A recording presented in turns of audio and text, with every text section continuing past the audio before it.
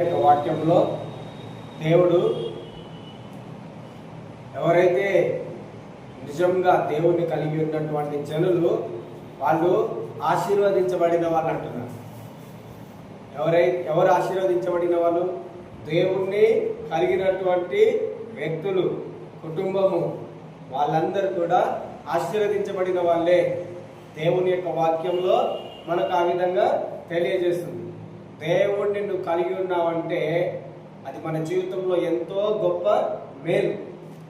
ఇంకా మేలు ఇంకా ఏది కూడా మన జీవితంలో చూడని అవసరం లేదు. దేవుడే నీ జీవితంలో సమస్తమై ఉన్నప్పుడు, దేవుడే నీకు సమస్తమై ఉన్నప్పుడు ఆయనే నీకు సమస్తమును ఇస్తాడు. మనం దేని గురించి కూడా అడిగిన అవసరం లేదు. ఒకవేళ మనము మన జీవితంలో దేవుణ్ణి కలిగి లేకున్నట్లయితే, అంటే మన జీవితంలో దేవునికి దూరంగా ఉన్నట్లయితే, అప్పుడు మనం దేవుణ్ణి ప్రభువా నాకు అది ఇవ్వండి, ప్రభువా నాకు ఇది ఇవ్వండి మనం అడగాలి.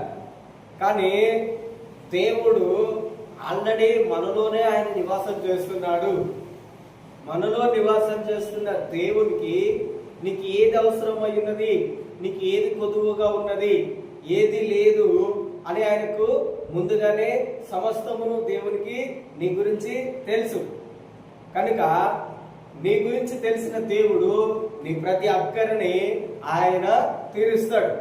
నీకు ఒకవేళ ఎలాంటి కష్టం ఉన్నా, ఎలాంటి ఇబ్బంది ఉన్నా దేవుడు తప్పకుండా నీ ఇబ్బంది అంతటిని ఆయన తీసివేస్తాడు. అందుకనే దేవుని యొక్క వాక్యంలో ఏమున్నదంటే, ఎవరైతే దేవుణ్ణి, యేసయ్యని, యెహోవాని ఎవరైతే దేవుడిగా కలిగి ఉన్న వ్యక్తులు ఉంటారో, ఏ కుటుంబం అయితే దేవుని కలిగి ఉంటుందో ఆ కుటుంబం అంట అన్ని విషయములలో ఆశీర్వదించబడినటువంటి కుటుంబం.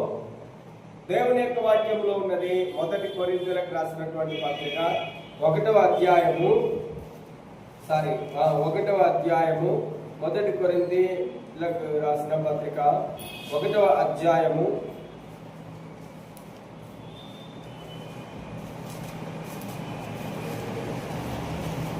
1 కొరింథీ 1వ అధ్యాయము 5-6 వచనములు చదువు.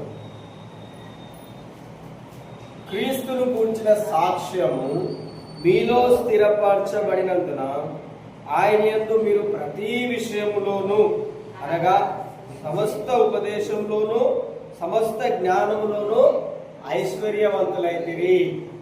ఏమై ఉన్నారు మీరు? ఐశ్వర్యవంతుడు. అందరు చెప్పండి, నేను ఐశ్వర్యవంతుడిని.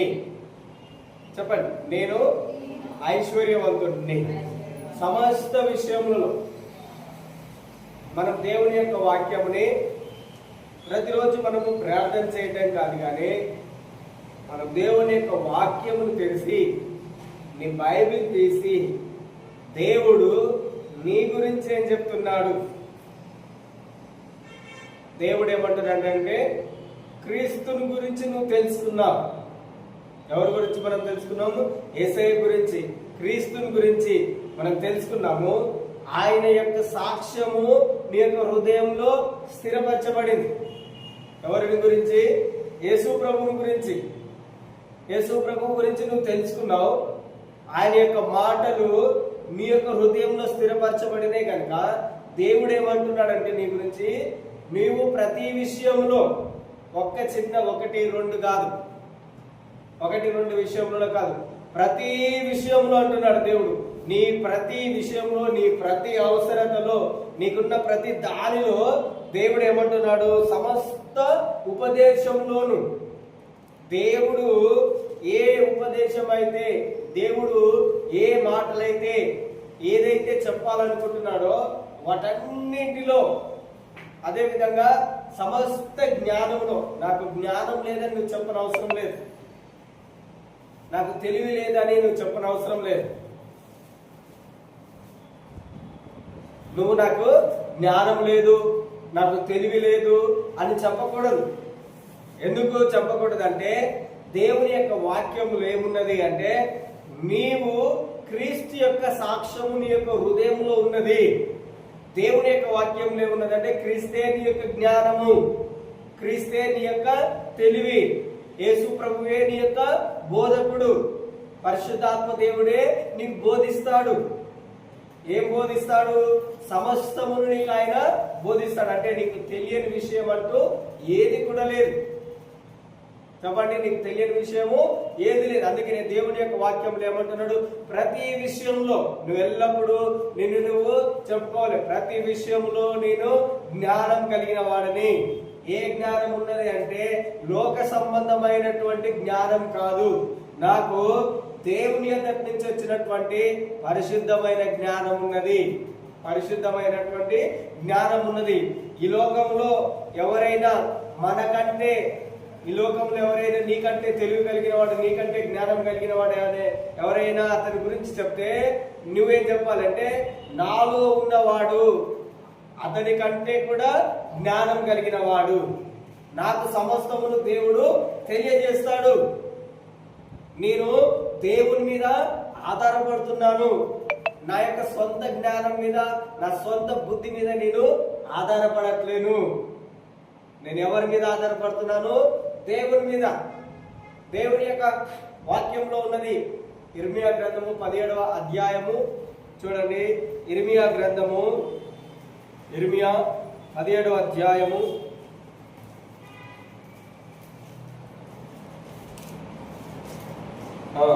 17వ అధ్యాయము 5వ వచనం. 17వ అధ్యాయము 5వ వచనం. యెహోవా ఇలాగ చెప్పుచున్నాడు, నరులను ఆశ్రయించి శరీరులను తనకు ఆధారముగా చేసుకొనుచు తన హృదయమును యెహోవా మీద నుండి తొలగించుకున్నవాడు శాపగ్రస్తుడు. చూడండి, దేవుడు ఏమంటున్నాడు? నీవు నన్ను ఆశ్రయించి ఉన్నావు కనుక నీకు ఏది కొదువుగా ఉన్నా, ఏ విషయంలో, ప్రతి విషయంలో అన్నాడు దేవుడు, ఏ విషయంలోనైనా నువ్వు మనిషిని ఆధారం చేసుకుంటే, మనిషి మీద నువ్వు ఆధారపడితే అది మన జీవితంలో చాలా డేంజర్ అంటున్నాడు, అపాయము అంటున్నాడు. ఎందుకంటే నరుని నువ్వు ఆధారం చేసుకోవడానికి వీల్లేదు. నువ్వెవరిని ఆధారం చేసుకోవాలంటున్నాడు? దేవుణ్ణి నువ్వు కలిగి ఉన్నావు, దేవుణ్ణి నువ్వు ఆధారం చేసుకోవాలి. ఒకవేళ మనం నరులని ఆశ్రయిస్తే, నరుని యొక్క జ్ఞానమును ఆశ్రయిస్తే, నరుని యొక్క తెలివిని ఆశ్రయిస్తే, అంటే దానికంటే అర్థం ఏంటిదంటే, మనకి ఏదైనా ఒక సమస్య, ఇబ్బంది, బాధ వచ్చినప్పుడు మనము దేవుని కంటే ముందుగా మనుషుల దగ్గరికి వెళ్ళినట్లయితే దేవుడు ఏమంటున్నాడు? వాళ్ళ దగ్గర నుండి వచ్చేటటువంటి జ్ఞానము, తెలివి ఏదైతే ఉన్నదో అది నిన్ను పాపములో, లేదంటే నష్టములో, లేదంటే నిన్ను శాపములోనికి పడద్రోస్తుంది. అది ఎవరైనా కావచ్చు. కానీ దేవుడు ఏమంటున్నాడంటే, నీ యొక్క ప్రతి విషయంలో, మనం చదువుకున్నటువంటి 1 కొరింథీ 1వ అధ్యాయం 5-6 వచనములు లేకునే అంటే దేవుడి యొక్క సాక్ష్యము. ఎవరి యొక్క మాటలు సాక్ష్యం అంటే క్రీస్తుని గురించిన సాక్ష్యము. యేసుక్రీస్తుని నువ్వు అంగీకరించి ఉన్నావు, ఆయన నీ యొక్క హృదయంలో ఉన్నాడు, ఆయన యందు నువ్వు స్థిరపరచబడినావు కనుక దేవుడు ఏమంటున్నాడు? ప్రతి విషయంలో, 1-2 విషయములలో కాదు. ఏదో దయ్యములు పట్టినప్పుడు, అనారోగ్యం వచ్చినప్పుడు అప్పుడు మాత్రమే నేను దేవునికి ప్రార్థన చేస్తానే విషయం కాదు. అప్పుడు మాత్రమే నేను దేవుని మందిరమును వెతుకుతానేది కాదు. దేవుడు ఏమంటున్నాడు? నీ ప్రతి విషయంలో, నీ ప్రతి అడుగులో, నీ ప్రతి జాడలో నువ్వు దేవుని కలిగి ఉండు. ఆయన నీకు ఉపదేశము చేస్తాడు. ఏ ఉపదేశం చేస్తాడు? నువ్వు ఏ మార్గంలో నడవాలి, నువ్వు ఏ మార్గంలో నడవాలి ఆయన నీకు బోధిస్తాడు. నువ్వు నడవవలసిన మార్గముని దేవుడు నీకు బోధిస్తాడు. అందుకనే దేవుడు ఏమంటాడు? సమస్త ఉపదేశంలో, సమస్త జ్ఞానంలో నువ్వు ఐశ్వర్యవంతుడివి. ప్రతిరోజు నువ్వు చెప్పుకో, నేను క్రీస్తులో ఉన్నాను, క్రీస్తు యొక్క సాక్ష్యం నాలో స్థిరపరచబడింది, నేను అన్ని విషయముల్లో ఐశ్వర్యవంతుణ్ణి. ప్రతిరోజు, ఎవ్రీడే మీరు ప్రతిరోజు ఈ మాట చెప్పండి, మీరు ఆశీర్వదించబడతారు. జ్ఞానం లేకపోయినా దేవుడు జ్ఞానం ఇస్తాడు. ఒకవేళ మీకు ఏదైనా మాట ఏదైనా అర్థం కాకుండా దేవుడు నీకు బోధిస్తాడు. దేవుడు నీకు బోధిస్తాడు. ఒకవేళ ఏదైనా ఇబ్బందికరమైనటువంటి ఉన్నది ఒక ప్రశ్న, ఆ ప్రశ్నకు మనకు సమాధానం దొరకకపోతే దేవునికి తెలియనటువంటి సమాధానం ఏది కూడా లేదు. దేవునికి సమస్తం తెలుసు అంటున్నాడు కనుక దేవుడు నీకు సమాధానమును కలుగజేస్తాడు. ప్రైజ్ ది లార్డ్, హల్లెలూయా. ఎవరు నీకు సమాధానం కలుగజేస్తాడు? దేవుడు. ఎప్పుడు? మనం దేవుని మీద ఆధారపడుతున్నప్పుడు, దేవుడి మీద ఆధారపడినప్పుడు దేవుడు నీకు సమస్తమును సహాయం చేస్తాడు. సో ఓకే, దేవునికి మహిమ కలుగును గాక. మనము పోయిన ఆదివారము మనము దేని గురించి చూసినాము? ప్రాణము, ఆత్మ, ప్రాణము, శరీరం. దేని గురించి మనము ఈ టాపిక్ నేను చెప్తున్నానంటే ఆత్మ, ప్రాణము, శరీరం. ఒక మనిషిలో ఈ 3 భాగాలు ఉంటాయి. మనిషిలో 3 భాగములు ఉంటాయి. మొట్టమొదటిగా దేవుడు ఆత్మ ఉన్నాడు కనుక నిన్ను కూడా ఆత్మగా సృజించినాడు. తర్వాతకి ఆ ఆత్మకి ఏమొచ్చింది? ప్రాణం వచ్చింది. ఆ తర్వాతకి శరీరం వచ్చి ఉన్నది. అందుకని పోయిన ఆదివారం నాడు నేనేం చెప్పినానంటే, నేను మొట్టమొదటిగా నేను ఆత్మ ఉన్నాను. ఎవ్రీడే, ప్రతిరోజు నేను గురించి చెప్పుకోవాలి. నేను ఆత్మ ఉన్నాను. నా ఆత్మ నా యొక్క ప్రాణములో ఉన్నది. నీ ఆత్మ ఎక్కడ ఉన్నది? నీ ప్రాణంలో ఉన్నది. నా ప్రాణం ఎక్కడ ఉన్నది? నా శరీరంలో ఉన్నది. అర్థమవుతుందా? నేను ప్రతిరోజు చెప్పండి, నేను ఆత్మ ఉన్నాను. మీ ప్రార్థనలో జ్ఞాపకం చేసుకోండి, నేను ఆత్మ ఉన్నాను. నా ఆత్మ నా ప్రాణంలో ఉన్నది. నా ప్రాణము నా దేహములో నివసిస్తున్నది. నా దేహములో నివసిస్తున్నది. సో నేను పోయిన ఆదివారము జస్ట్ పరిచయం చేసినాను. మనందరికీ ఆత్మ ఉన్నది.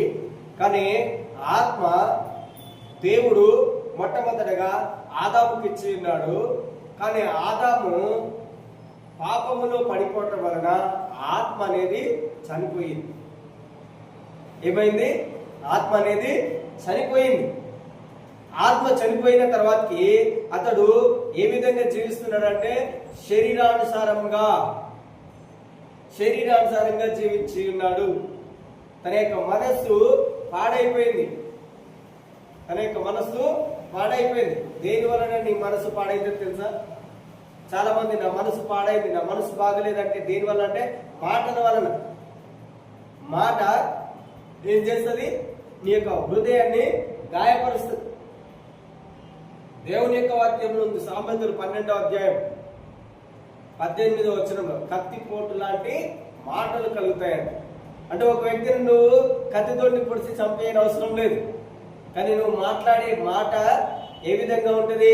కత్తిపోటు లాగా ఉంటుంది అంటే. అందుకనే చాలా మంది ఏమంటారు, నా యొక్క హృదయం గాయపడింది, నా యొక్క హృదయము పగిలిపోయింది, నా యొక్క హృదయము పాడైపోయింది, నా మనసు బాగులేదు. కారణం ఏంటిది? ఒకే ఒక మాట సైతాను నుండి వచ్చినటువంటి ఒక్క మాట దేవుని ఎద్దటి నుంచి ఆదాముని దూరం చేసేసింది. అతని యొక్క ఆత్మ చనిపోయింది. ఒక్క మాట, సాతాను నుండి వచ్చినటువంటి ఒక్క మాట వినడం వలన అతని యొక్క ఆత్మ ఏమైపోయింది? క్షీణించిపోయింది, నశించిపోయింది. ఇప్పుడు ఏ విధంగా జీవించినాడు అతడు? శరీరానుసారంగా తన యొక్క మనస్సును ఉపయోగించండు. నేను చెప్పాను పోయిన ఆదివారం, మన యొక్క ప్రాణంలో 3 భాగములు ఉంటాయి. ఎన్ని భాగాలు ఉంటాయి మన ప్రాణంలో చెప్పండి? 3 భాగాలు. ఈ యొక్క ప్రాణము కనుక నీ 3 భాగములు కనుక మారిపోయినట్లయితే నీ యొక్క మరలా నువ్వు దేవునిలాగా ఆలోచించగలుగుతావు. మొట్టమొదటిది, మన యొక్క ప్రాణంలో 3 భాగాలు ఉంటాయన్న. 3 భాగములలో మొదటిది ఏంటిదంటే చెప్పండి? మనస్సు. మన యొక్క ప్రాణంలో మొట్టమొదటిది ఏంటిది? మనస్సు. రెండవది ఏంటిదంటే భావోద్రేకాలు. ఏంటి చెప్పండి? భావోద్రేకాలు. మూడవది ఏంటిది? మన యొక్క ఇష్టము, చిత్తము. ఏంటిది? మనకి ఇష్టమైనది, లేదంటే దాన్ని ఏమంటామంటే చిత్తము, విల్ అంట. నీ దేవునికి మనం ప్రార్థన, నీ చిత్తమే జరుగును కాకంటే, నీ చిత్తం అంటే ఏంటిదంటే దేవునికి ఇష్టమైనదే నా జీవితంలో నెరవేర్చబడును కనుక. మనిషికి కూడా ఒక ఇష్టం ఉన్నది. అది ఎక్కడ ఉన్నది? మనిషికి ఉన్నటువంటి ఇష్టము నీ యొక్క ప్రాణములో. నీ ప్రాణం అంటే ఏంటిదంటే నీ యొక్క రక్తము. నీ ప్రాణం అంటే ఏంటిది? నీ రక్తము. రక్తములో మనం కలిగి ఉన్న ఏంటి? రక్తమునకు మరి యొక్క పేరు ఏంటిదంటే ప్రాణము. ఆ ప్రాణంలో నువ్వు కలిగి ఉన్నది ఏంటిదంటే మొట్టమొదటిది మనస్సు. మనస్సుతో ఏం చేస్తావు? నువ్వు ఆలోచిస్తావు. పడుకున్నా లేచినా ఆలోచన కలిగి ఉంటావు. ఈ యొక్క ఆలోచననే సైతాను పాడు చేసింది. ఏం చేసింది సైతాను? ఈ యొక్క ఆలోచనని పాడు చేసింది. ఏంటిది ఈ యొక్క ఆలోచనలో? చెడు. దేవుని యొక్క వాక్యంలో ఉన్నది చూడండి. ఆదికాండము 6వ అధ్యాయము, ఆదికాండము 6వ అధ్యాయము, ఆదికాండము 6వ అధ్యాయము 5వ వచనము. 6:5 నరుల చెడుతనము భూమి మీద గొప్పదనియు వారి హృదయం యొక్క తలంపులలోని ఊహంతయు ఎల్లప్పుడూ కేవలము చెడ్డది. ఎల్లప్పుడు ఏంటిదంట? చెడిపోయింది. ఇక్కడ ఏమంటున్నాడు? నరుల చెడుతనము ఈ భూమి మీదనంట, నరుని యొక్క చెడుతనము ఇంకా ఏది కూడా అంతగా ఉండదంట. నరుని యొక్క చెడుతనము చాలా భయంకరమైనది. సో ఎక్కడి నుండి వస్తున్నది ఈ చెడుతనం అంతా కూడా? వారి హృదయం యొక్క తలంపులు, ఆలోచనలు. ఇప్పుడు నేనేం చెప్పినాను? ఆలోచనలన్నీ ఎక్కడి నుంచి వస్తాయి? మన యొక్క మనస్సులో నుండి. దేవుని యొక్క వాక్యం ఏమంటుంది? నీ యొక్క మనస్సు అంతా కూడా చెడ్డ తలంపులను కలిగి ఉన్నది, చెడిపోయినది. చెడ్డ తలంపులు నువ్వు ఊహించిన. కొంతమంది నేను అనాలోచనగా, నేను అనుకోకుండా మాట్లాడాను. అనుకోకుండా ఏది కూడా మనం మాట్లాడాలని తెలుసా? ఎందుకంటే ఏదైనా నీ యొక్క హృదయంలో ఉంటేనే దానిని బయటికి మాట్లాడుతాం. చాలా మంది వాళ్ళు చెప్పినటువంటి మాటని కప్పు పెట్టుకోవడానికి నాకు తెలియకుండా మాట్లాడాను. లాయర్ చెప్తాడు, జడ్జి ముందుకు వెళ్ళేటప్పుడు నువ్వేం చెప్పంటే నాకు తెలియకుండా ఏదో నాకు తెలియకుండా నేను చేసేసాను అని అతనికి నేర్పిస్తాను. అదేవిధంగా నీ యొక్క పాపముని, మనం చేసినటువంటి తప్పును, మన మనసులో నుండి వచ్చినటువంటి ఆ మాటని కప్పు పెట్టుకోవడానికి సాతాను కూడా మనకు బోధిస్తుంటది. ఏంటిది? నువ్వు కూడా ఇలా చెప్పు. ఏమని చెప్పంటే నాకు తెలియకుండా మాట్లాడాను, నాకు తెలియకుండా నేను చేశాను. దేవుని యొక్క వాక్యం ఏం చెప్తుందంటే నీకు తెలియకుండా నువ్వేది కూడా చేయలేవు. నీకు తెలియకుండా, నరునికి మనిషికి తెలియకుండా ఏది కూడా చేయడు. ఎక్కడ ఏదైనా తన జీవితంలో జరుగుతుందంటే మొట్టమొదటిగా ఊహలో. తను ఏదైనా మాట్లాడే ముందు తను ఊహిస్తాడంట. ఆలోచిస్తాడు. ఆలోచించి తన యొక్క ఆలోచనని చెప్తాడు. ఒకవేళ మన యొక్క ఆలోచన అది మంచిగా లేకుంటే బయటికి చెప్పినామనుకో, ఆ మాట ఇతరులని ఇబ్బంది పెట్టేదిగా ఉంటుంది. దానిని సరి చేసుకోవడానికి మనము వేరే వేరే మాటలను ఉపయోగిస్తాం. దానిని దేవుని యొక్క వాక్యం ఏముంటుందంటే బుద్ధిహీనత, మూర్ఖుడు, మూఢత్వము. ఏంటిది? మనకు తెలియకుండా ఎవరితో ఎలా ప్రవర్తించాలి, ఎవరితో ఎలా మాట్లాడాలి అది తెలియకుండా మాట్లాడితే చూడండి. దేవుడు ఆదాము దగ్గరికి వచ్చినప్పుడు తన యొక్క పాపముని కప్పి పెట్టుకోవడానికి ఆదాము ఏం చేసిండు? దేవునికి కనపడకుండా పోయి దాచుకున్నాడు. చూడండి, తన యొక్క ఊహ ఎప్పుడైతే పాపం చేసిందో అతడు ఏమైపోయిండు? దేవునికి దూరం అయిపోయిండు. పాపం ఏం చేస్తుంది? మనిషిని దేవుని నుండి దూరం చేస్తుంది. ఏం చేస్తుంది? దేవుని నుండి దూరం చేస్తుంది. ఏంటిది నిన్ను దేవునికి దూరం చేసేది? పాపం.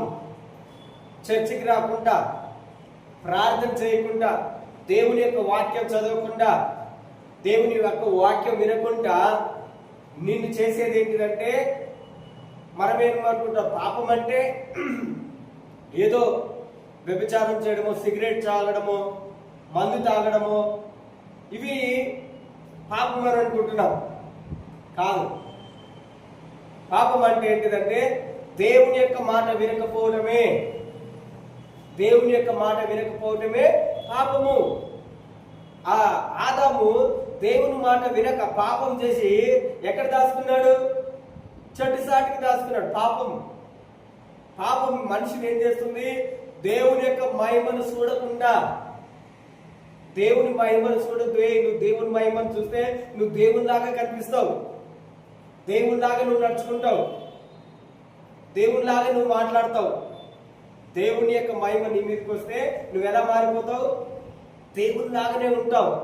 మహిమ అంటే ఏంటిదంటే దేవుని యొక్క సర్వశక్తి. చెప్పండి, మహిమ అంటే ఏంటిది? దేవుని యొక్క సర్వశక్తి. పాపం చేసినప్పుడు దేవుని యొక్క మహిమని అంటే దేవుని యొక్క సర్వశక్తిని మనం కలిగి ఉండలేము. అర్థమైందా? పాపం చేసినప్పుడు, దేవుని మాట వినప్పుడు మనలో దేవుని యొక్క ప్రేమ కనబడదు. ఏం కనిపిస్తుంది అంటే ద్వేషము. దేవుని మీదనే ద్వేషం కనిపిస్తుంది, మనుషుల మీద ద్వేషం కనిపిస్తుంది, కోపం వస్తుంది, దురాశలు వస్తాయి, చెడ్డ తలంపులు, ఇవన్నీ కూడా మనల్ని ఒకదాని తర్వాత ఒకటి ఇవన్నీ మన మీద ఒక పెద్ద భారంగా తీసుకొచ్చి మన మనసునంతటిని చెడగొట్టేస్తాయి.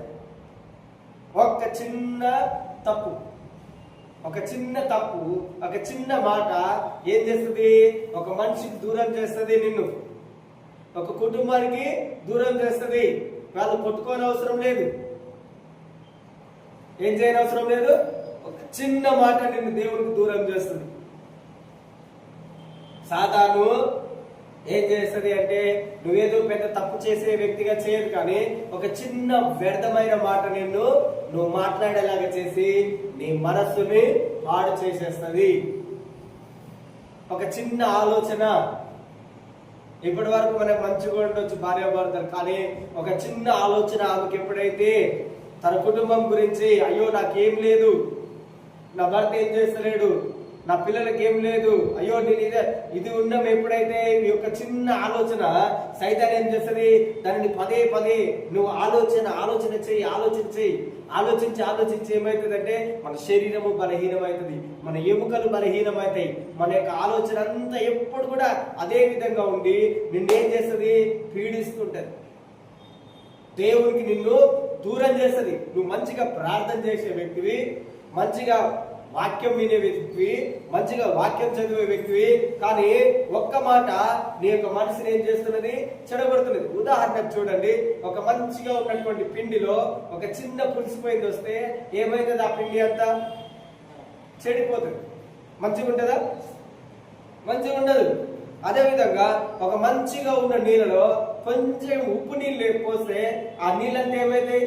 ఉప్పు అయిపోతాయి. అదేవిధంగా ఒక మంచిగా ఉన్న నీళ్ళలో కొద్దిగా తీయక కలిపితే ఏమైతే నీళ్ళన్నీ కూడా తీగైతాయి. అదేవిధంగా మన యొక్క శరీరంలోకి ఒక చిన్న తప్పుడు వ్యతిరేకమైన నెగిటివ్ ఆలోచన, సైతాను ఏదో పెద్ద తప్పు చేయదు, ఏదో పెద్ద నిన్ను జీవితాన్ని నాశనం చేయడానికి ఏదో నీ జీవితంలో పెద్ద అది చేయదు, కానీ ఒక చిన్న మిస్టేక్, ఒక చిన్న వ్యర్థమైన మాట అదేం చేస్తుంది? నీ లైఫ్ అంతా స్పాయిల్. సైతాన్ మాట ఎలాంటిదంటే కొరుకుడు పుండు లాంటిదంటే క్యాన్సర్ లాంటిది సైతాన్ యొక్క మాట. అదేం చేస్తుంది? ఒకే రోజు ఇంత పెద్దగా కనబడదు, అది మెల్లమెల్లగా ఏం చేస్తుంది? కొరుకుడు పుండు అంటే ఏంటిది? మెల్లమెల్లగా దేవునికి నిన్నేం చేస్తుంది? దూరం చేస్తుంది. ఆదాముని ఏం చేసింది? చిన్న చిన్నగా ఏం చేసింది? దూరం చేసింది. ఎక్కడి నుండి దూరం చేసింది? దేవుని యొక్క మహిమ నుండి. మహిమ అంటే ఏంటిది అర్థం చెప్పిన? మహిమ అంటే ఏంటిది అర్థము? సర్వశక్తి. మహిమ అంటే ఎప్పుడైనా గుర్తుపెట్టుకోండి, మహిమ అంటే దేవుని యొక్క సర్వశక్తి. దేవుని యొక్క వాక్యములు ఏమున్నదంటే, రోమీయులకు రాసిన పత్రిక 3వ అధ్యాయంలో అందరూ పాపం చేసి దేవుడు అనుగ్రహించే మహిమను పొందలేకపోతున్నారు. చదవండి, రోమీయులకు రాసిన పత్రిక 3వ అధ్యాయము చూడండి. 3వ అధ్యాయము 23వ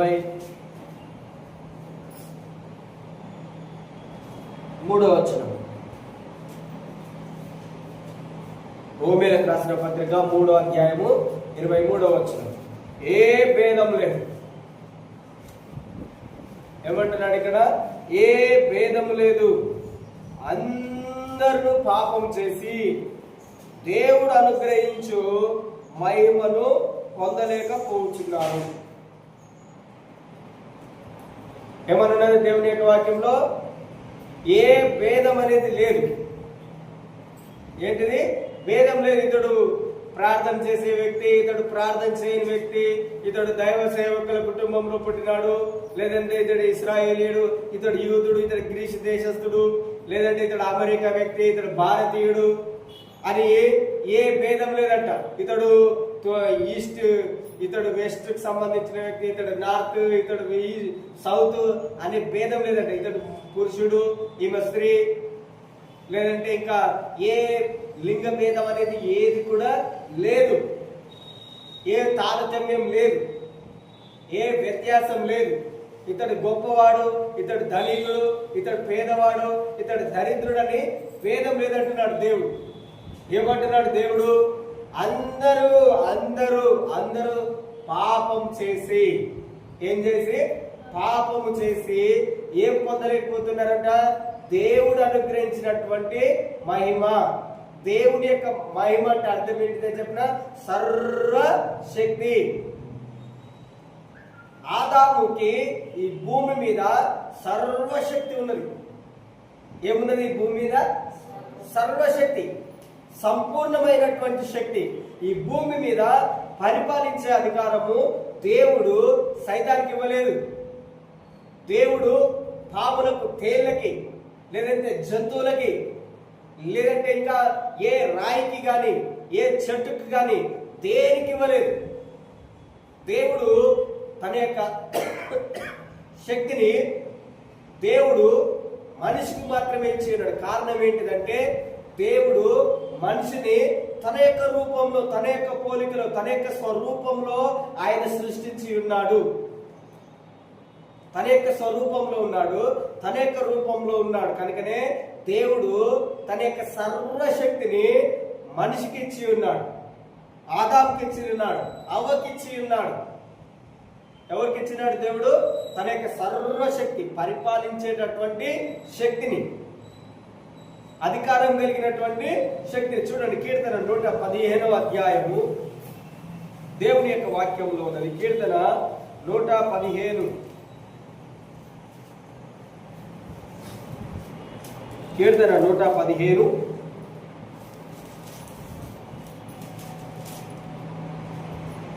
16వ వచనం. కీర్తన 115 16వ వచనం. ఆకాశములు యెహోవా వశము, భూమిని ఆయన నరులకిచ్చి ఉన్నాడు. మళ్ళా చదవండి అందరూ. ఆకాశములు, ఒకటా రెండా? ఆకాశములు, ప్లూరల్. ఒకటి కాదు, రెండు కంటే ఎక్కువ. ఆకాశములు యెహోవా వశము, భూమిని ఆయన నరులకిచ్చి ఉన్నాడు. ఎవరికి ఇచ్చి ఉన్నాడు భూమిని? దయ్యానికి లేదు. భూమిని, ఈ భూమి మీద హక్కు, అధికారము సైతాన్ని కాదు. దేవుడు అంటున్నాడు, ఆకాశములు అంటే ఎన్ని? ఒకటి కంటే రెండు కంటే ఎక్కువ. మనకు కనబడుతున్నది మొదటి ఆకాశము. సూర్యుడు, చంద్రుడు, నక్షత్రములు ఉండేవి రెండవ ఆకాశము. దానిపైన మూడో ఆకాశం ఉంది. అంతకంటే పైన ఇంకెన్ని ఆకాశములు ఉన్నాయో తెలియదు మనకు దానికంటే పైన ఎన్ని ఆకాశములు ఉన్నాయో మనకు తెలియదు. కానీ మనం చూస్తున్నటువంటిది మొదటి ఆకాశము. అయితే అక్కడ మేఘాలు ఉంటాయి, వర్షం రావడానికి దేవుడు మనకు సహాయం చేస్తాడు, పంటలు పండడానికి. రెండవది ఏంటిదంటే సూర్యుడు, చంద్రుడు, నక్షత్రములు, ఇంకా చాలా దేవుడు సృష్టించినటువంటి ఆ యొక్క సృష్టి అంతా రెండవ ఆకాశంలో ఉన్నది.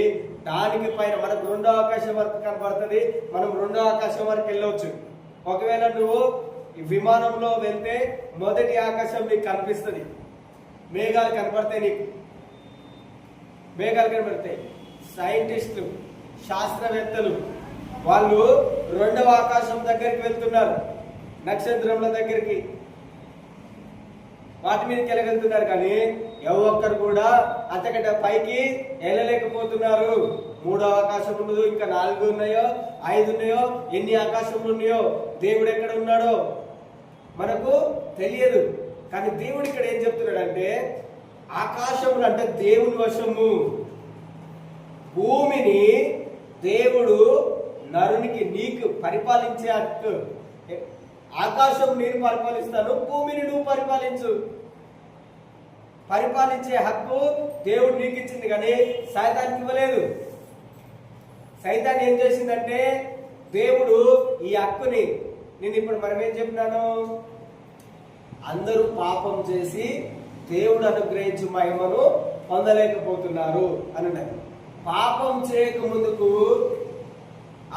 ఆదాముకి ఏమున్నది, అవ్వకి ఏమున్నది? దేవుని యొక్క మహిమ.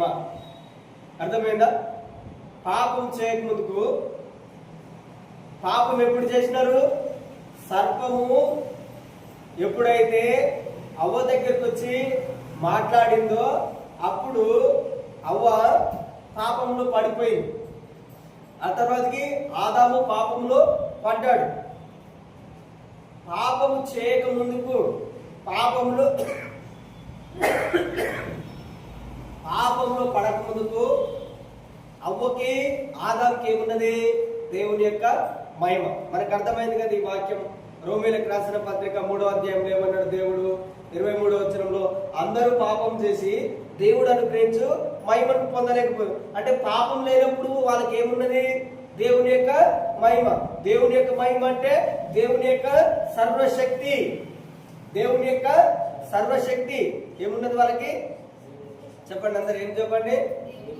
దేవుని యొక్క ఇప్పుడు అంటే నెక్స్ట్ మీకు అర్థమవుతుంది. దేవుని యొక్క సర్వశక్తి ఎప్పుడు ఉన్నది వాళ్ళకి? పాపము లేనప్పుడు.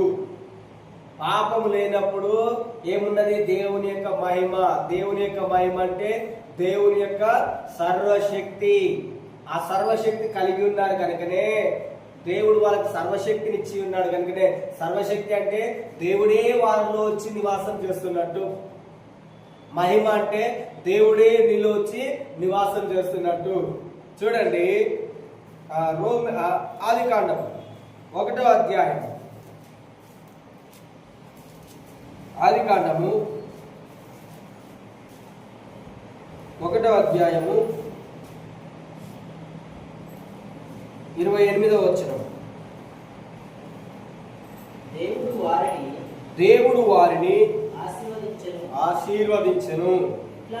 ఎట్లనగా మీరు ఫలించి అభివృద్ధి పొంది విస్తరించి భూమిని నిండించి దానిని లోబర్చుకొనుడి. సముద్రపు ఆకాశ పక్షులను, భూమి మీద పాకు ప్రతి జీవిని ఏలుడని దేవుడు వారితో చెప్పాడు. దేవుడు ఏం చెప్పిండు? మనము దేవునికి ప్రభువా నన్ను దీవించని ప్రార్థన చేస్తాం, అవునే కాదు? దేవుడికి ఏమని మనం ప్రార్థన చేస్తాము? దేవా నన్ను దీవించు, దేవా నన్ను ఆశీర్వదించని చెప్తాం. కానీ 28వ వచనంలో దేవుడే ఏం చేస్తున్నాడు? దేవుడు వారిని దీవించి, మనము దేవుడిని దీవించి ప్రభు వారిని అడగనవసరం లేదు. దేవుడే చెప్తున్నాడు, ఎప్పుడైతే నీకు పాపము లేదో వాళ్ళకు మహిమ ఉన్నది, ఆ మహిమ కలిగి ఉన్నప్పుడు దేవుడే వారిని ఆశీర్వదిస్తున్నాడు. నీ జీవితంలో ఎప్పుడైతే పాపం లేకుండా ఉంటావో ఆటోమేటిక్ గా దేవుడు నిన్ను దీవించడం ప్రారంభిస్తాడు. హల్లెలూయా. పాపము ఏం చేస్తుంది? దేవునికి నిన్ను దూరం చేస్తుంది. అంటే దేవుణ్ణి నిన్ను చూడనీయదు, దేవునితోటి నీకు సహవాసము కలగనీయకుండా ఉండడమే పాపం యొక్క పని. పాపము వచ్చిందంటే నీకేమొస్తుంది? మరణం వస్తుంది. అంటే దేవునిలో నుండి, దేవునిలో ఏముంది? జీవం ఉన్నది. దేవునిలో ఏమున్నది? మరణం లేదు. ఎప్పుడైతే నువ్వు పాపం చేస్తావో జీవం నుండి దూరం అయిపోయి మరణంలోకి వస్తున్నావు, దేవునికి దూరం అవుతున్నావు. దేవునికి దూరం అవుతున్నామంటే ఆశీర్వాదములకు దూరం అవుతాం. దేవుడు ఇక్కడ ఏమన్నాడు? వారిని ఆశీర్వదించెను. వారిని ఎప్పుడు దేవుడు ఆశీర్వదించడు? వారు పాపం లేనప్పుడు, వారికి మహిమ ఉన్నప్పుడు, ఆ మహిమలో ఉన్నప్పుడు దేవుడు వారిని ఆశీర్వదించిండు. అదే విధంగా మనము దేవుని నమ్ముకున్న తర్వాతకి, యేసు ప్రభువునకు వచ్చిన తర్వాతకి మన మీద పాపమునకు ప్రభుత్వం లేదు. ఏం లేదు మన మీద? అందరు చెప్పండి, ఏం లేదు నీ మీద? పాపమునకు నా మీద అధికారం, ప్రభుత్వం అంటే నా మీద పాపమునకు అధికారం లేదు. దేని వలన? నేను యేసు ప్రభువుని నా సొంత రక్షకునిగా, యేసు ప్రభువుని నా దేవునిగా నేను అంగీకరించి ఉన్నాను కనుక పాపము నా మీద ప్రభుత్వము చెయ్యదు, పాపము నా మీద ఏలుబడి చేయట్లేదు. అంటే ఇప్పుడు నీవు ఏం పాపం చేయడం వలన దేవుడు ఏమన్నాడు? మహిమ నీకు రావట్లేదు. ఏం రావట్లేదు? నీకు మహిమ రావట్లేదు. కానీ ఇప్పుడు దేవుడు ఏమంటున్నాడు? పాపం లేకుండా నిన్ను చేసేసిండు, పాపం లేకుండా చేసిండు. అంటే నీకు ఇప్పుడు మరలా ఏమొచ్చింది? చెప్పండి. మహిమ. ఏమొచ్చింది? పాపం లేనప్పుడు నీలో ఏముంటది? మహిమ.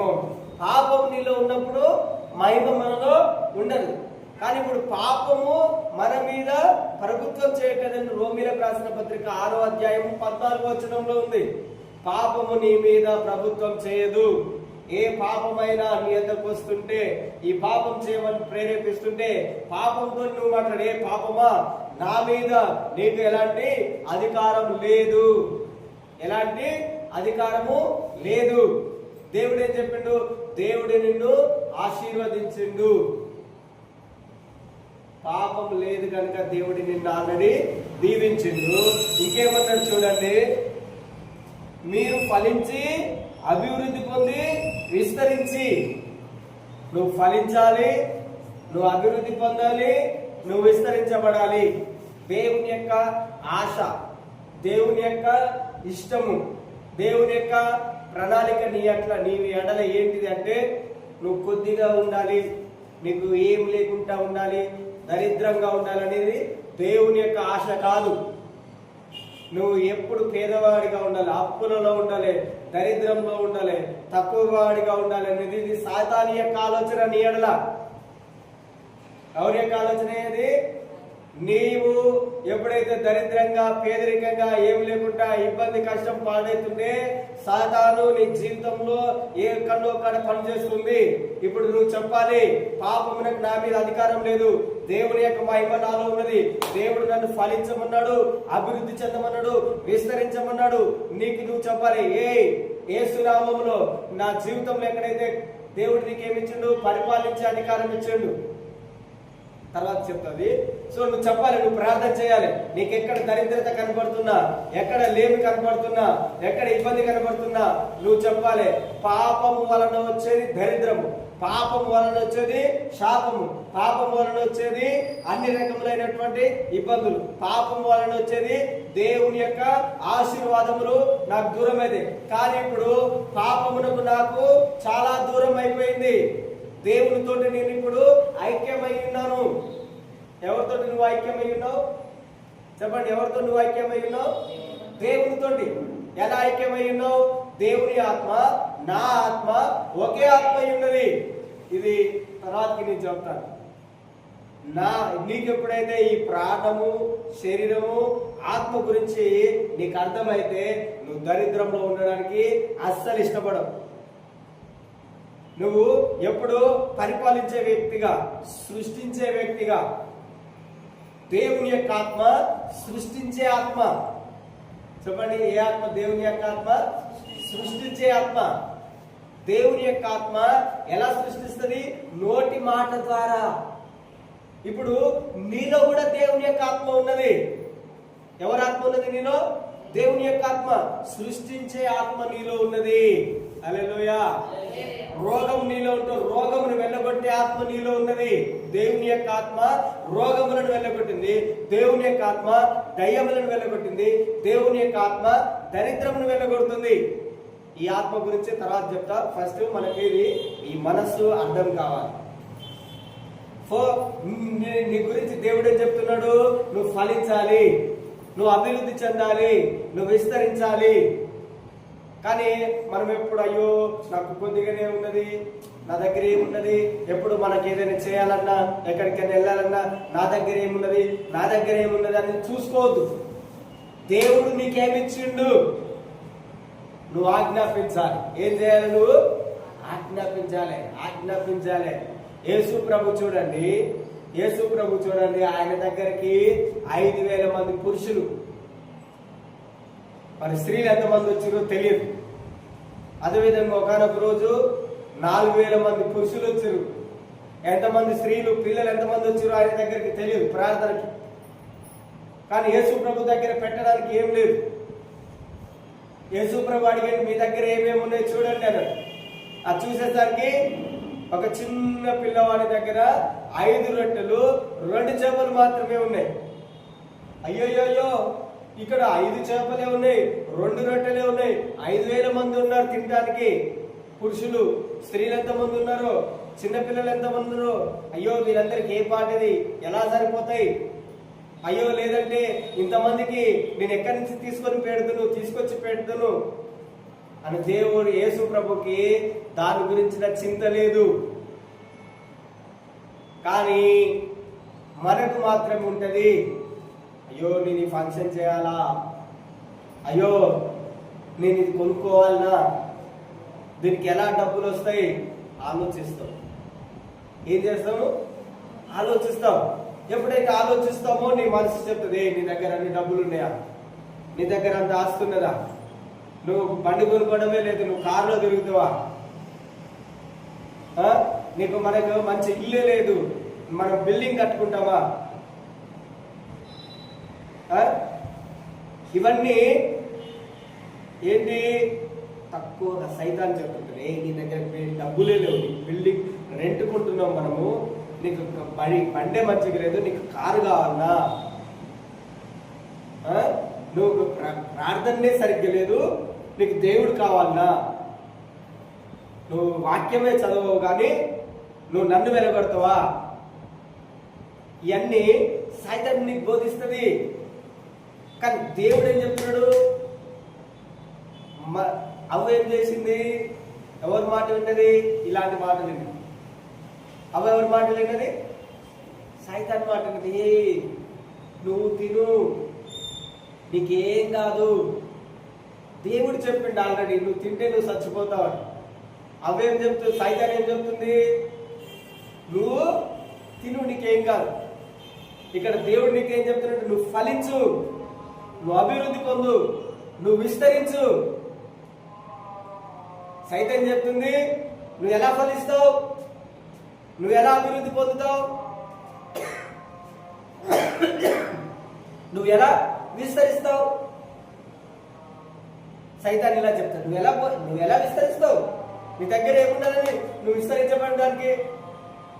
నీకాడ ఏమన్నా 10 ఎకరాల భూమి ఉందా? నువ్వేమన్నా 10 ఎకరాల భూమి ఉందా ఫలించడానికి? దేవుడు ఏమంటున్నాడే, భూమిని నీకు ఇచ్చాను. ఎవరికి ఇచ్చిందంటే దేవుడు భూమిని నాకు. ప్రతిరోజు చెప్పండి, దేవుడు భూమిని నాకు ఇచ్చి ఉన్నాడు, భూమిని నేను పరిపాలిస్తున్నాను, భూమి నా మాటకు లోబడుతుంది. ఏం చేస్తుంది భూమి? దేవుడు. అందుకనే యేసు ప్రభు ఆయనలో పాపం లేదు కనుక దేవుడు ఏమన్నాడు? యేసు ప్రభు ఏమన్నాడు తెలుసా? నాలో పాపం ఉన్నదని మీలో ఎవరైనా నిరూపిస్తారా? యేసు ప్రభు మనలాగా మనిషిగా ఈ భూమి మీదకి వచ్చినప్పుడు ఆయన ఛాలెంజ్ చేసిందంట, నాలో పాపం ఉన్నదని మీలో ఎవరైనా నిరూపిస్తారా? మనం కూడా అంత స్టేజ్కి రావాలి. యేసు ప్రభు చెప్తున్నాడు ఇక్కడ, 5 రొట్టెలు ఉన్నాయి, 2 చేపలు ఉన్నాయని నాకు చింత లేదు. మీరేం చేయండి? 5,000 మంది పురుషులు ఉన్నారా, వారి భార్యలు వారి పిల్లలు ఉన్నారా? మీరేం చేయండి? వాళ్ళందరినీ కూర్చోబెట్టండి. వాళ్ళందరినీ ఏం చేయండి? కూర్చోబెట్టి, నా తండ్రి గొప్పవాడు, నేను నమ్మిన నా దేవుడు గొప్పవాడు. అదే విధంగా మీరు కూడా ప్రయత్నం చేయండి. మీలో ఏదైతే లేదో మీరు చెప్పండి, నోటితో చెప్పండి, నాకు దేవుడిచ్చిండు, నాకు దేవుడిచ్చిండు, నేను ఆశీర్వదించబడ్డాను. నీ మనసు మారాలి. ఏం మారాలి? నీ మనసు ఏమైపోయింది? చెడిపోయింది. దేని వలన? నువ్వు చేయలేవు, ఇది నీ వలన కాదు, నీ దగ్గర కొద్దిగానే ఉన్నాయి, నువ్వేం చేస్తావు, నువ్వు ఎలా ఫలిస్తావు, నువ్వు ఎలా అభివృద్ధి పొందుతావు, నువ్వు ఎలా అభివృద్ధి పొందుతావు అని ఎప్పుడైతే ఈ ప్రశ్న వస్తుందో నువ్వు చెప్పలే, సైతాను నా మైండ్లో నుంచి వెళ్ళిపో, నాకు దేవుడు చెప్తున్నాడు, నన్ను ఫలించమంటున్నాడు, నన్ను అభివృద్ధి పొందమంటున్నాడు, నన్ను వర్ధిల్లమంటున్నాడు. నీ మనసుకు నువ్వు చెప్పాలి, నా మనసా, దావీదు ఏమంటున్నాడు? నా ప్రాణమా యెహోవాను సన్నుతించు, ఆయన చెప్పిన మాటకు నువ్వు లోబడు. నీ మనసు మారిపోవాలి. నీ చెడిపోయిన మాట ప్రాచీనం అంటే నువ్వు పుట్టినప్పటి నుంచి మన తల్లిదండ్రులు పాపం చేయడం వలన, మనము పాపం చేయడం వలన మనకి ఏమి కనబడట్లేదు, మనకంత దరిద్రత కనబడుతుంది కనుక మన యొక్క ఆలోచనలన్నీ ఎప్పుడు ఇది నా వలన కాదు, అది నేను చేయలేను, ఇది నేను చేయలేను, ఇది నా వలన కాదు, నేను ప్రార్థన చేయలేను, నేను వాక్యం వినలేను, ఇవే మనం చెప్పుకుంటూ వస్తున్నాం. సైతాన్ కూడా ఓకే నువ్వు అదే చెప్పు, అదే చెప్పంటుంది. దేవుడు అంటున్నాడే, నువ్వు ఫలించాలి, నువ్వు ఫలించాలి. నీ మనసుకు చెప్పు, నేను ఫలిస్తున్నాను. నీ మనసుకు చెప్పు, నా మనసా నువ్వు మారిపోయినావు, పాత మనసు నీకు లేదు, క్రొత్త మనసు దేవుడిచ్చింది నీకు. యేసుక్రీస్తునందు ఉన్నావు. ఎవరిలో ఉన్నావు నువ్వు? యేసుక్రీస్తునందు ఉన్నావు. నువ్వు ఫలిస్తావు, నువ్వు అభివృద్ధి పొందుతావు, నువ్వు విస్తరిస్తావు అని చెప్పు. ఎలా విస్తరిస్తావు అనేది దేవుడు నీకు నేర్పిస్తాడు. ఎవరు నీకు నేర్పిస్తారు? దేవుడు. యేసు ప్రభు ఏం చేసిండు? దేవా, నువ్వు నా ప్రార్థన విన్నందుకే నీకు వందనాలు అని చెప్పిండు. ఆ రొట్టెను విచ్చిండు, ఆ చేపలను విచ్చి పంచి పెడుతున్నాడు. అదే విధంగా నువ్వు ఏదైనా చెయ్యి, ఏ పనైనా చెయ్యి, దేవుడు నాకు చెప్పిండు, నన్ను ఫలించమన్నాడు, నేను ఫలిస్తా. ఇదే మాట చెప్పండి. ఆదికాండం 1వ అధ్యాయం 28వ వచనంలో దేవుడు నన్ను దీవించిండు, నాలో పాపం లేదు. పాపము నాకు దేవునికి దూరం చేస్తుంది కనుక పాపమునకు నాకు ఎలాంటి సంబంధం లేదు. పాపం చేస్తే నీ మనసు చెడిపోతుంది. ఏం చెడిపోతుంది? నీ మనసు పాడైపోతుంది. మనసు అంటే నీ యొక్క ఆలోచన విధానం చెడిపోతుంది. నీ ఊహ, ఏ ఊహిస్తావు? అయ్యో మన దగ్గర 10 రూపాయలే ఉన్నాయి, మనమేలా బిల్డింగ్ కడతాము? దేవుడు అంటాడు, ఏ నువ్వు ప్రారంభించు, నీకు నేను తోడుగా ఉంటాను. దేవుడు అంటున్నాడు, నీ దగ్గర ఏం లేదా? నా దగ్గర సమస్తం, వెండి నాది, బంగారం నాది, ఈ భూమి నాది, నువ్వు నా కుమారుడివి, నా రక్తంలో కడగబడ్డావు, నువ్వు నా యొక్క స్వాస్థ్యము, నువ్వు నా యొక్క స్వాస్థ్యము, నాదంతా నీది, నీదంతా నాది. దేవుడు ఏం చేసిండు? మనలో ఉన్న పాప స్వభావాన్ని తీసుకొని ఆయనలో ఉన్న పరిశుద్ధ స్వభావాన్ని దేవుడు మనకు, ఆయన కృప వలన ఆయన మనకు అనుగ్రహించిండు. ఇప్పుడు నిన్ను దేవునిలో నుండి నువ్వు చూసుకోవాలి, దేవుని మాటను చెప్పాలి. నేను ఫలిస్తా. ప్రతిరోజు చెప్పండి, నేను ఫలిస్తా, నేను అభివృద్ధి పొందుతా, నేను విస్తరిస్తా. దేవుడు నన్ను దీవించినాడు, నా చేతుల కష్టార్జితాన్ని దీవించినాడు, నేనేది చేస్తే అది వర్ధిల్లుతుంది, నాలో బాగులేనిదంటే ఏది లేదు, నా దేవుడు సమస్తము నన్ను బాగు చేసి ఉన్నాడు. ప్రతిరోజు చెప్పండి. మార్క్స్ వార్త 7వ అధ్యాయం 37వ వచనంలో ఉంటుంది, ఈయన సమస్తమును బాగు చేస్తున్నాడు. నేను యేసయ్యను నమ్ముకున్నాను, యేసయ్య నాలోనికి వచ్చినాడు, క్రీస్తు నాలోనికి వచ్చినాడు, నన్ను సమస్తమును బాగు చేస్తున్నాడు. ఏం చెప్పాలి? సమస్తము ఆయన నన్ను బాగు చేస్తున్నాడు, నా మనస్సును బాగు చేస్తున్నాడు, నా తలంపులను బాగు చేసి ఉన్నాడు. నువ్వు చెప్పండి, నేను చేయలేనిది యేసయ్య నాలో ఉండి చేస్తున్నాడు. నీ మాట మారిపోవాలి. ఏం మారిపోవాలి? నేను చేయలేనిది అంటే ఏది లేదు, నేను సమస్తం చేస్తాను, నేను ఫలిస్తాను, నేను అభివృద్ధి పొందుతాను, నేను విస్తరిస్తాను. దేవుడు నన్ను తలగా నియమించి ఉన్నాడు, కానీ నన్ను తోకగా కాదు. ఎలా నియమించలేదు దేవుడు నిన్ను? నీ మనసు మారిపోవాలి. నీ మనసు మారాలి, నువ్వు చెప్పే విధానం మారాలి, నువ్వు ప్రార్థన చేసే విధానం మారాలి, నువ్వు వాక్యం చదివే విధానం మారాలి, నువ్వు దేవుని యొక్క వాక్యం అర్థం చేసుకునే మనసు నీది మారాలి. నీ మనసు మారాలంటే దేవుని యొక్క వాక్యం వలననే నీ మనసు మారుతుంది. ఇక్కడ దేవుని యొక్క వాక్యం ఏం చెప్తుంది? దేవుడు ఏమంటున్నాడు? నువ్వు ఫలిస్తావు, నువ్వు అభివృద్ధి పొందుతావు, నువ్వు విస్తరిస్తావు. అదే మాట చెప్పండి మీరు. దేవుని మాట దేవునికి చెప్పండి, దేవా నువ్వు నాకు చెప్పి నేను ఫలిస్తానని. అదే మాటను మీరు కాన్స్టెంట్ గా మీ ప్రార్థన ఇదే ఉండాలి. మనం ప్రార్థన చేస్తున్నామంటే ఏదో మోకరించి మన సమస్య తొలగిపోవాలి అది కాదు. మన సమస్యకి ఆల్రెడీ జవాబు ఇచ్చినాడు దేవుడు. నిన్ను ఆశీర్వదించాను, నీ ఆశీర్వాదములను నువ్వు ప్రకటించు. నేను తలగా ఉంటాను కానీ నేను తోకగా ఉన్నాను. నీకు అప్పు ఉంటే నువ్వు చెప్పాలి, నేను అనేక జనములకు అప్పిస్తా, కానీ నేను అప్పు చేయను. ఇప్పటి వరకు అప్పు చేసినవా? ఇప్పుడు నేను చెప్పాలి, నేను అనేక జనములు, థ్యాంక్ యూ యేసయ్యా, నేను అనేక జనములకు అప్పిచ్చేవాడిగా ఉంటాను కానీ నేను అప్పు చేయను. ఇతరులు ఇప్పటి వరకు నిన్ను ఒత్తిడి చేస్తుంటే, ఇతరులు నీ మీద ఇప్పటి వరకు పరిపాలన చేస్తుంటే, ఇప్పటి నుంచి నేను చెప్పాలి, నేను వారిని పరిపాలిస్తాను కానీ వారు నా మీద ఏలుబడి చేయరు. దరిద్రం నా మీద ఏలుబడి చేయదు, రోగం నా మీద పరిపాలన చేయదు, భయం నా మీద పరిపాలన చేయదు. నేను వాటిని పరిపాలిస్తా, అవన్నీ నా పాదముల క్రింద ఉన్నాయి. నీ మనసు మారితే ఫస్ట్ ఆఫ్ ఆల్ నీ మనసు మారితే నువ్వు ఈ విధంగా చెప్తావు. ఒకవేళ నీ మనసు మారలేదనుకో, నీ పాత స్వభావమే ఉంటే, నువ్వు బ్యాప్టిజం తీసుకున్నా, దేవుని యొక్క వాక్యం చదువుతున్నా, రెగ్యులర్ గా నువ్వు అదే ప్రార్థన చేస్తావు, అదే విధంగా ఉంటావు. నీ జీవితం కూడా మనం చనిపోయేంత వరకు అదే విధంగా ఉంటుంది. దేవుడు అంటున్నాడు నువ్వు ఆ విధంగా ఉండడానికి వీల్లేదు. దేవుడు అంటున్నాడు నువ్వు ఫలించాలి, నువ్వు అభివృద్ధి పొందాలి, నువ్వు విస్తరించాలి. ఇది దేవుని యొక్క ఐడియా, డ్రీమ్. నీ గురించిన డ్రీమ్, ఆలోచన. దేవా నీ చిత్తం ఇది, దేవుని చిత్తం ఏంటిది నీ ఎడలంటే ఇదే. నువ్వు అడుగుతున్నావు, దేవా నా ఎడల నీ చిత్తం ఏంటిది? దేవుని యొక్క జవాబు చూడండి, నువ్వు ఫలించాలి, నా యొక్క చిత్తం, నువ్వు అభివృద్ధి చెందాలి, నా యొక్క చిత్తం, నువ్వు విస్తరించబడాలి, నా యొక్క చిత్తం. చివరికి కింద వచనంలో ఏమున్నది?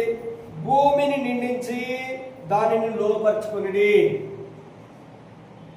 లోపరుచుకునడం అంటే ఏంటిది? అధికారివి నువ్వే. 100 మంది నీ దగ్గర ఉంటే 100 మంది నువ్వు చెప్పిన మాట వింటే వాళ్ళందరినీ నువ్వు లోపరుచుకున్నట్టు, వాళ్ళందరూ నీ కింద ఉన్నట్టు. దేవుడు దేన్ని లోపరుచుకుంటున్నాడు? భూమి మీద ఉన్న సమస్తముని, భూమి మీద ఏదైతే ఉన్నదో వాటన్నిటిని నీ మనసిప్పనించి చెప్పాలి. ఏది చూసినా ఓ ఇదంతా నాది, ఇదంతా నేను లోపరుచుకుంటున్నాను. ఓ ఈ జనులు ఉన్నారు, వీళ్ళు మారట్లేరు, వీళ్ళందరూ నేను ప్రార్థన చేస్తున్న వీళ్ళ కొరకు వీళ్ళందరూ మారిపోతారు. సైతాన్ వస్తుంది, నీ గురించి నువ్వే ప్రార్థన చేసుకుంటలేవు, నీలోనే చాలా రోగాలు ఉన్నాయి, నీకే చాలా ఇబ్బందులు ఉన్నాయి. అప్పుడు నువ్వు చెప్పాలి, ఇంతకు ముందుకున్న వ్యక్తిని కాదు నేను మారిపోయాను, నా మనసు మారిపోయింది. ఇంతకు ముందుకున్న వ్యక్తిని అయితే అవును నిజమే, నేనే మారలేదు, నా బ్రతికే మారలేదు అని నువ్వు చింతిస్తావు. కానీ ఇప్పటి నుంచి నువ్వేం చేయాలి? చింతించొద్దు. దేవుడు చెప్తున్నాడు నువ్వు ఫలించాలి, నువ్వు లోపరుచుకోవాలి. ఈ జనులందరినీ నేను రక్షిస్తాను, ఈ యొక్క పట్టణం నా చేతికి దేవుడు అప్పగించి ఉన్నాడు, ఈ పట్టణం అంటే ఈ భూమి మీద ఉన్న సమస్తముని దేవుడు ఈ అధికారులని, ఈ మంత్రులని, ఈ వ్యక్తులని, రోగులని, మంచివారిని, చెడ్డవారిని దేవుడు నా చేతికి ఇచ్చి ఉన్నాడు. నేను వారిని రక్షిస్తాను. హల్లెలూయా. నువ్వేం చెప్పారే? భూమిని నేను లోపరుచుకుంటాను. నిండించమంటున్నాడు. క్రీస్తు మహిమ చేత మీరు వారిని వెలిగించాలి, నిండించాలి, ఫలింప చేయాలి. చివరికి ఏమంటున్నాడు? చివరికి ఏమంటున్నాడు చూడండి. సముద్రము, చేపలను, ఆకాశ పక్షులను, భూమి మీద ప్రాకు ప్రతి జీవిని ఏనండి. పాములకు భయపడకండి, దయ్యాలకు భయపడకండి, రోగాలకు భయపడకండి. దేవుడు ఏమంటున్నాడు? ప్రతి దానిని మీరు ఏనండి, పరిపాలించండి అంటున్నాడు. నువ్వే అధికారివి. ఎందుకంటే దేవుని యొక్క సర్వశక్తి ఆయన నీకు ఇచ్చి ఉన్నాడు. ఆయన సర్వశక్తి చేత సమస్తమును పరిపాలిస్తున్నాడు. ఇప్పుడు దేవుని యొక్క సర్వశక్తి నీలో ఉన్నది కనుక ఇప్పుడు దేవుడు నీకు చెప్తున్నాడు, నువ్వు కూడా పరిపాలించు. నువ్వేది చెప్తే అది జరుగుతుంది. నేను రీసెంట్గా గుంటూరులో ఒక అక్క ఉంటుంది. వాళ్ళకి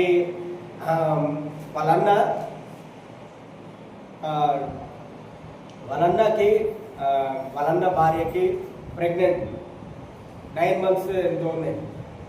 సో వాళ్ళకి నేను ఆమె అక్క ఫోన్ చేసింది నాకు. నేను ప్రార్థన చేస్తున్నాను. ప్రార్థన చేసినప్పుడు దేవుడు నాకు చెప్తున్నాను, కుమారుడు పుడతాడని చెప్పాను, కుమారుడు పుడతాడని చెప్పమని నేను ప్రార్థన చేసిన. దేవుడు ఏదైతే చెప్పిండో నేను దేవుని మాటగా చెప్పిన.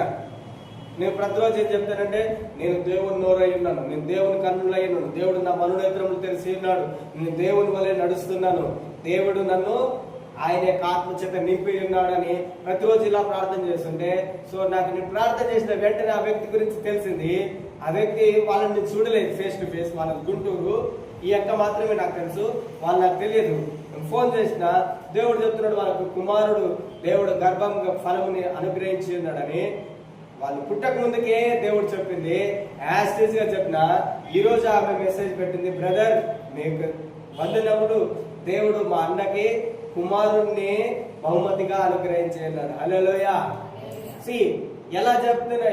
నేను ఇలానే చెప్పిన, నేను ఫలిస్తాను, నేను దేవుని వలె ఉన్నాను, దేవుని యొక్క ఆత్మ నాలో ఉన్నది, నా మనోనేత్రములు వెలిగించబడ్డాయి, నా నోరు దేవుడు తన యొక్క మాటలని నా నోటిలో ఉంచి ఉన్నాడు, నేను ఫలించి ఉన్నాను. ఇదే ప్రేయర్. నువ్వు కాన్స్టెంట్ గా చెప్తుంటే నీ యొక్క మనస్సు ఏమవుతుంది? మారిపోతుంది. ఏమవుతుంది? ఇప్పుడున్న దానిని చూసుకోవద్దు. నువ్వు అయ్యో అయ్యో ఇదే నా జీవితం అని దాన్ని చూసుకుంటే నువ్వు ముందుకెళ్ళలేవు. నీ ప్రార్థనలో నువ్వు ముందుకెళ్ళలేవు. నువ్వు ఈ రోజు నుంచి ప్రాక్టీస్ చేయి. దేవుడు నాకు చెప్పండి ఫలించమన్నాడు. ఏం చెప్పండి దేవుడు నీకు? ఫలించమన్నాడు. ఏలియా అంటున్నాడు. ఏలియా, దేవుని యొక్క ఆత్మ కలిగినటువంటి ఏలియా రాజు దగ్గరికి వెళ్ళి రాజుతో చెప్తున్నాడు, రాజా నా నోటి మాట తప్ప ఈ సంవత్సరంలో వర్షమైనను మంచు చుక్కైన పడదన్నాడు. ఆయన ఏమన్నాడు? రాజు దగ్గరికి వెళ్ళి చెప్తున్నాడు, రాజుకి చెప్తున్నాడు భయం లేకుండా. ఆయన ఏమంటున్నాడు అంటే, నేను ఎవరి సన్నిధిని నిలవబడి ఉన్నానో, నేను ఎవరికి సంబంధించిన వ్యక్తినో నువ్వు కూడా అలా చెప్పాలి. ఈయన ఏలియా రాజు కాదు, కానీ ఇతడు భూమిని పరిపాలించే వ్యక్తి, ఇతడు దేవుని యొక్క ఆత్మ కలిగిన వ్యక్తి. దేవుడు ఈరోజు చెప్తున్నాడు, నీవు నా యొక్క ఆత్మ కలిగినటువంటి వ్యక్తులు మీరు. సైతాన్ ఏం చెప్తుందంటే, నీకు దేవుని యొక్క ఆత్మ ఎక్కడిది, నీకు ఎక్కడి నుంచి వచ్చింది? సైతాన్ చెప్తాడు. దేవుడు అంటున్నాడు, నా ఆత్మ నీ ఆత్మ ఏకమై ఉన్నది. మీరు ఈరోజు నేను చెప్పండి ఇదే మాట, నా ఆత్మ దేవుని ఆత్మ ఏకమై ఉన్నది. అందుకనే ఏలియా ధైర్యంగా రాజు దగ్గరికి వెళ్ళి చెప్తున్నాడు. మరి నాకు కూడా అంత ధైర్యం ఉండాలి కదా. నేను కూడా నిన్న వాళ్ళకి ఒకవేళ కుమార్తె పుడితే ఏంటిది పరిస్థితి? నన్ను నమ్ముతారా? కానీ నేను ధైర్యంగా చెప్పినాను, దేవుడు మీకు కుమారుడిని బహుమానంగా ఇచ్చి ఉన్నాడని. వాళ్ళకి దేవుడు కుమారుడిని చేరినాడు. అదే విధంగా ఎందుకు చెప్తున్నానంటే దేవుడు నాలో ఉన్నాడు, దేవుడిని నేను కలిగి ఉన్నాను, ఆయన నన్ను ఎన్నడూ సిగ్గుపరచడు, నా నోటి మాటని ఎన్నడూ కూడా ఆయన పడద్రోయడు. దేవుడు ఆల్రెడీ నాకు వాళ్ళకి ఏం కలిగి ఉన్నారో వాళ్ళకి చూపించి ఉన్నాడు. ఇప్పుడు నేనెందుకు ఈ వాక్యం చెప్తున్నానంటే దేవుడు మిమ్మల్ని ఎలా చూడాలనుకుంటున్నాడో ఆ మాట చెప్పే. దేవుడు మిమ్మల్ని ఎలా చూడాలనుకుంటున్నాడంటే మీరు ఫలించాలి, మీరు అభివృద్ధి పొందాలి, మీరు విస్తరించాలి. ఇప్పుడు మీకు కొద్దిగానే ఉండొచ్చు, మీరు రెంటులనే ఉండొచ్చు, మీకు ఏం లేకపోవచ్చు. దేవుడు అంటున్నాడు మీకు సమస్తం ఇస్తాను, మీరు వర్ధిల్లుతారు, విస్తరిస్తారు. మీరేం చేయాలి? దేవుని మాటని దేవుని విశ్వసించి ఆ మాటని మీరు చెప్పాలి, అంతే. అప్పుడు ఏమవుతుంది? నీ మనస్సు అంగీకరిస్తుంది.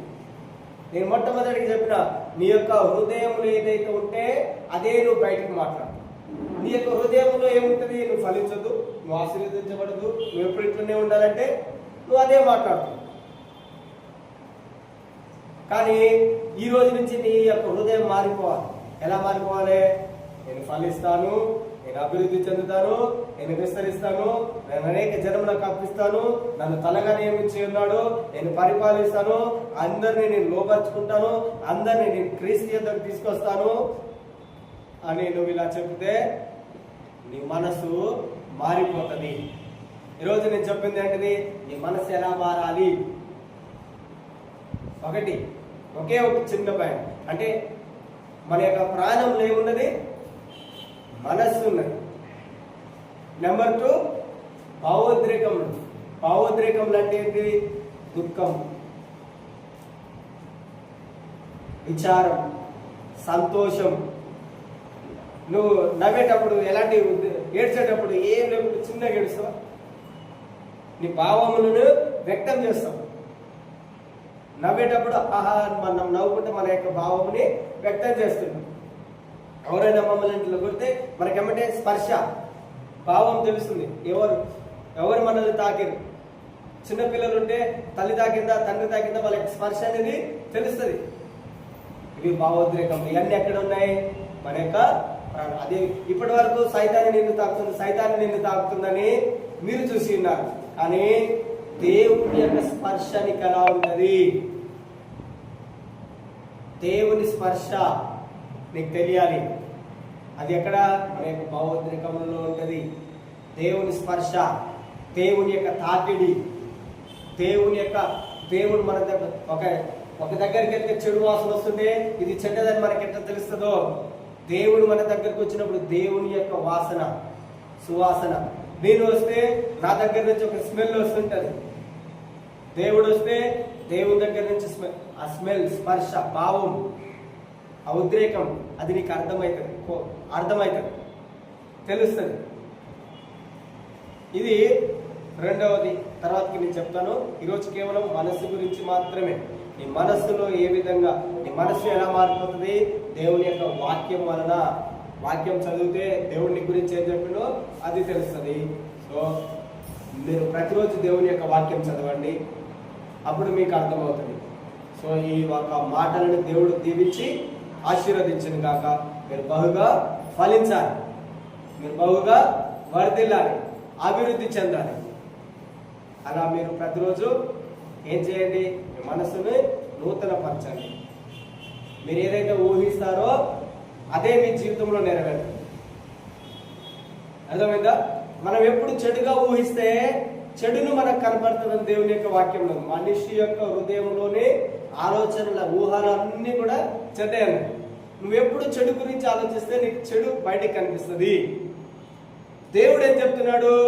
నువ్వు ఇప్పటి నుంచి చెడు కాదు, మంచి, మేలు, దేవుడు నాలో ఉన్నాడని ఊహించండి. నీ జీవితంలో అది ప్రత్యక్షమవుతుంది. దేవుడి వాక్యం దీవించును గాక.